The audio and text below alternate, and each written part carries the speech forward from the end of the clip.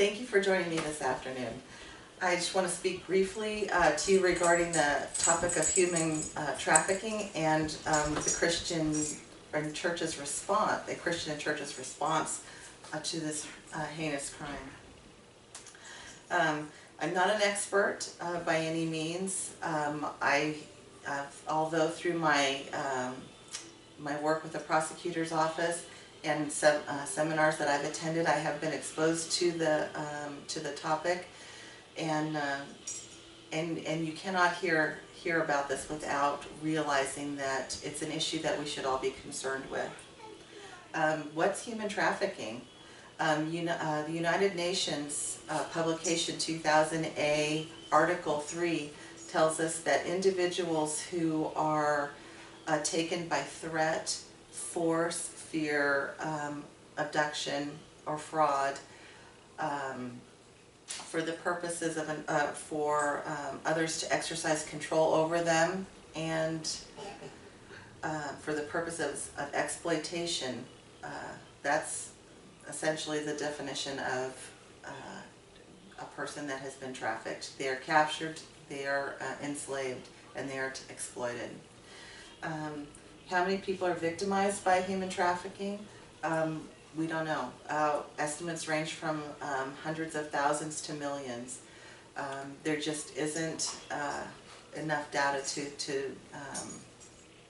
give us conclusive answers on that. In fact, Natalia Timansky in Human Trafficking in Canada and worldwide tells us that any estimates on the victimization or victims of human trafficking are only guesstimates. There's no way to know to firmly know how many victims there are. But human trafficking is alive and well. It's a thriving industry. Yvonne Zimmerman tells us that those that are trafficked, of those that are trafficked, 90% of them are put into forced labor as manufacturers, into agriculture, as serving as domestic servants, textile workers, construction workers. The remaining 10% are used for sexual services or surrogate services. Although in the media, it's those that have been captured for sexual services that are usually reported on. Melissa McNulty in Human Trafficking in Our Own Backyard reports that human trafficking is second only to drug trafficking as far as criminal endeavors go. And in fact, it's just through the sale of human beings that are captured, that is a $10 billion a year industry, just the sale of human beings.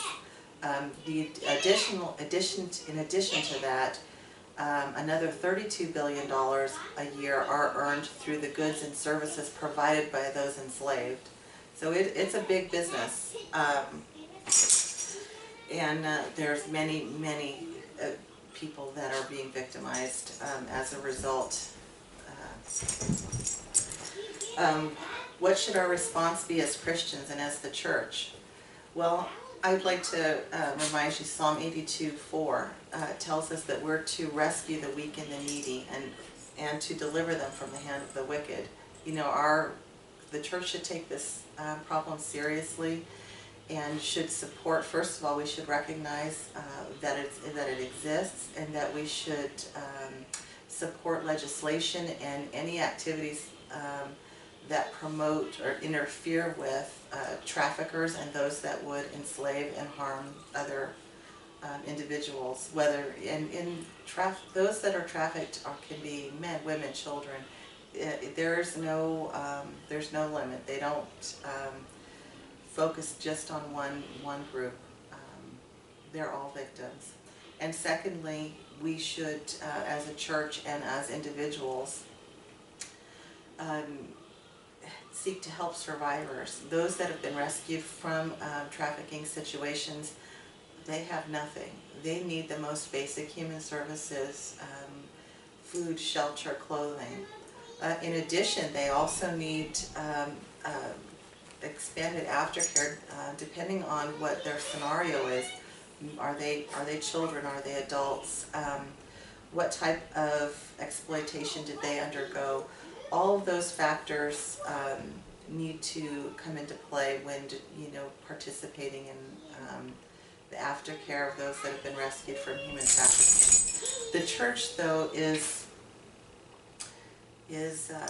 uniquely positioned to provide for them, to provide for those that have been exploited. And speaking of aftercare, aftercare for survivors of human traffickers, Becca Johnson,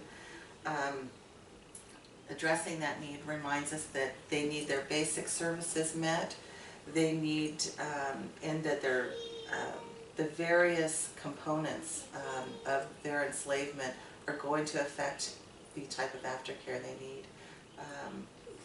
So we as a church should be willing to jump in and help individuals who've been rescued from this heinous situation, as well as support any legislation and law enforcement activity to interfere and interrupt traffickers that might harm individuals. Thank you.